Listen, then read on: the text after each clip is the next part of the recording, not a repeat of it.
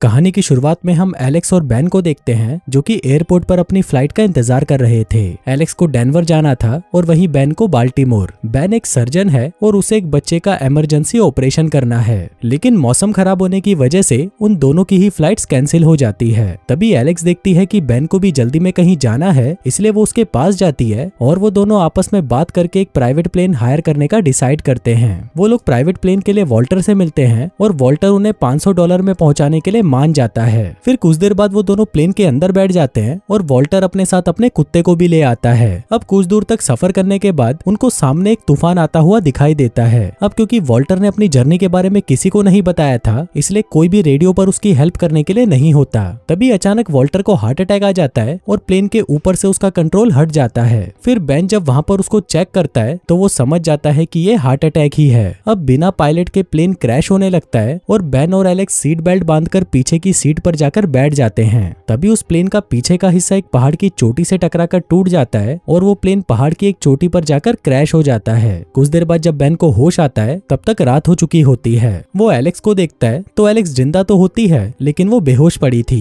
फिर जब वो वॉल्टर को देखता है तो वॉल्टर मर चुका था। इसके बाद वो प्लेन से टपक रहे फ्यूल से आग जलाता है। बाहर तूफान अभी भी चल रहा था, इसलिए वहाँ पर बहुत ज्यादा ठंड थी और ऐसे करते करते ये रात बीत जाती है। सुबह होते ही बेन प्लेन से बाहर निकलता है और चारों तरफ देखने पर वो समझ जाता है कि वो लोग इन बर्फ की चोटियों पर बुरी तरह फंस चुके हैं, लेकिन वो फिर भी खुश था क्योंकि वो जिंदा बचा हुआ था। इसके बाद वो एलेक्स के पास जाता है जो कि अभी भी बेहोश थी। वो उसके जख्म को साफ करके उसके कपड़े चेंज कर देता है, जिसके बाद वो वॉल्टर को भी वहीं पर दफना देता है। इसके बाद वो देखता है कि इस क्रैश में उसका कुत्ता बच गया था। फिर जब एलेक्स को होश आता है तो वो बेन से अपना फोन मांगती है। बेन उसे कहता है कि तुम्हारा फोन टूट चुका है और मेरे फोन में सिग्नल नहीं है, हम बहुत ऊंचाई पर हैं, वॉल्टर भी मर चुका है और मैंने उसे दफना दिया है। फिर अगली सुबह जब बेन बाहर होता है तो वो वहाँ से जाते हुए एक प्लेन को देखता है, लेकिन जब तक वो फ्लेयर गन चलाता प्लेन वहाँ से काफी दूर जा चुका था। दूसरी तरफ एलेक्स बहुत परेशान हो रही थी और सोच रही थी कि उसका होने वाला हस्बैंड उसके बारे में सोचकर परेशान हो रहा होगा,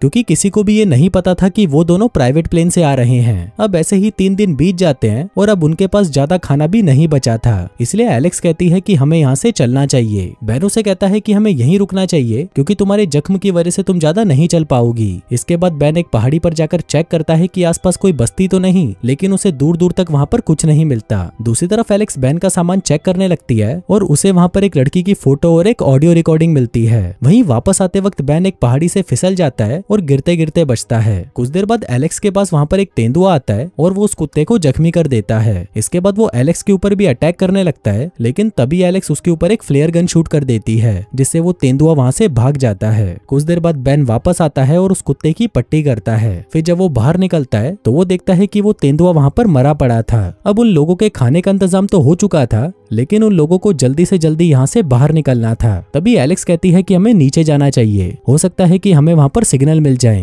लेकिन बेन कहता है कि हमें यहीं रुकना चाहिए क्योंकि क्रैश हुए प्लेन को देखकर कोई भी हमें ढूंढ लेगा। अब इस बात को लेकर उन दोनों में बहस हो जाती है। बेन यहीं पर रुकना चाहता था, लेकिन एलेक्स यहाँ पर नहीं रुकना चाहती थी। फिर जब सुबह होती है तो एलेक्स अपना सामान लेकर वहाँ से चली जाती है। फिर कुछ देर बाद जब बेन उठता है तो उसे एलेक्स वहाँ पर कहीं भी नजर नहीं आती। वहीं प्लेन में बेन को एक लेटर मिलता है जिसमें एलेक्स ने लिखा था कि अगर मैं नीचे पहुंच पाई तो मैं मदद भेज दूंगी और कुत्ता मेरे साथ में ही है। अब ये देखकर बेन भी अपना सामान लेकर एलेक्स के पीछे चला जाता है। उसे पता था कि एलेक्स जख्मी है और वो नीचे तक नहीं पहुंच पाएगी। कुछ देर बाद एलेक्स उसे मिल जाती है और वो उसे कहता है कि मैं खुश हूँ कि तुम मुझे मिल गई, नहीं तो मैं खुद को कभी माफ नहीं कर पाता। अब वो लोग धीरे धीरे आगे बढ़ने लगते हैं। वो जख्मी थे और थके हुए भी, लेकिन फिर भी वो लोग आगे बढ़ते जा रहे थे। कुछ देर बाद रात होने वाली थी, इसलिए वो लोग एक गुफा में चले जाते हैं और वहीं रात गुजारते हैं। फिर अगली सुबह जब एलेक्स अपने कैमरे से फोटोज क्लिक कर रही थी तो उसे वहाँ पर कुछ चमकता हुआ दिखाई देता है। वो इस बारे में बेन को बताती है तो बेन कहता है कि हम वहीं चलेंगे। अब वो लोग धीरे धीरे वहाँ पर जाने लगते हैं, लेकिन उनके रास्ते में एक नदी आ जाती है जिसको पार करना नामुमकिन था। अब वो वहाँ से आगे भी नहीं जा सकते थे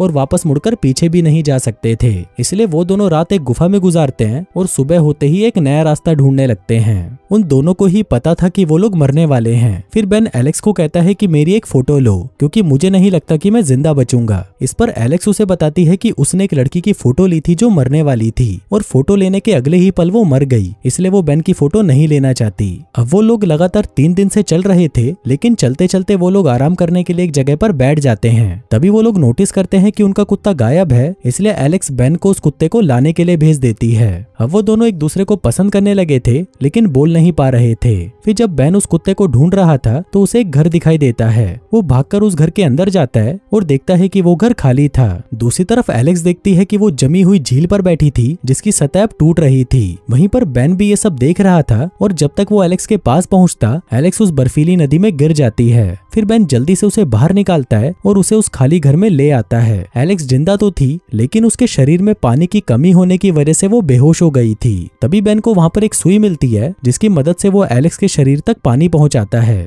फिर कुछ टाइम बाद एलेक्स को होश आता है जिसको देखकर बेन बहुत खुश होता है और उसे गले लगा लेता है। अब उन दोनों को ही ये एहसास हो चुका था कि वो लोग एक दूसरे से प्यार करने लगे हैं, क्योंकि बेन ने जो एलेक्स के लिए किया था वो शायद ही कोई किसी के लिए कर पाता। वो चाहता तो उसे छोड़कर भी जा सकता था लेकिन उसने उसकी मदद की और उसकी जान बचाई। उस घर के अंदर उन्हें सूप के 2 डिब्बे मिलते हैं जिससे उन लोगों के खाने का इंतजाम तो हो गया था। फिर अगले दिन जब बेन लकड़ियां लेने के लिए बाहर जाता है तो एलेक्स वापस से उसका सामान देखने लग जाती है, लेकिन इस बार बेन उसे ऐसा करते हुए देख लेता है और उस पर गुस्सा करने लगता है। यहाँ पर एलेक्स उसे बताती है कि हो सकता है कि हम दोनों साथ में मरे और मैं तो तुम्हें जानती तक नहीं। बेन उसे कहता है कि तुम मुझे जानना चाहती हो तो सुनो, अभी तुमने जो वॉइस मैसेज सुना वो मैंने पिछले 2 सालों से नहीं सुना। वो मैसेज मेरी वाइफ का है जो मुझे छोड़कर जा चुकी है। अब ये बोलकर वो वहाँ से जाने लगता है लेकिन तभी एलेक्स उसे रोक लेती है और गले लगा लेती है, जिसके बाद वो दोनों वहीं पर इंटीमेट हो जाते हैं। फिर अगली सुबह एलेक्स बेन से कहती है कि तुम्हें नीचे जाकर मदद लानी चाहिए, क्योंकि अगर मैं भी तुम्हारे साथ जाऊंगी तो हम लोग ज्यादा नहीं चल पाएंगे। लेकिन बेन उसे मना कर देता है और कहता है कि मैं तुम्हें अकेला छोड़कर नहीं जा सकता, लेकिन एलेक्स के फोर्स करने पर बेन मान जाता है। फिर अगली सुबह बेन एलेक्स को अकेला छोड़कर मदद लाने के लिए निकल पड़ता है, लेकिन कुछ ही दूर जाने पर बेन का मन नहीं मानता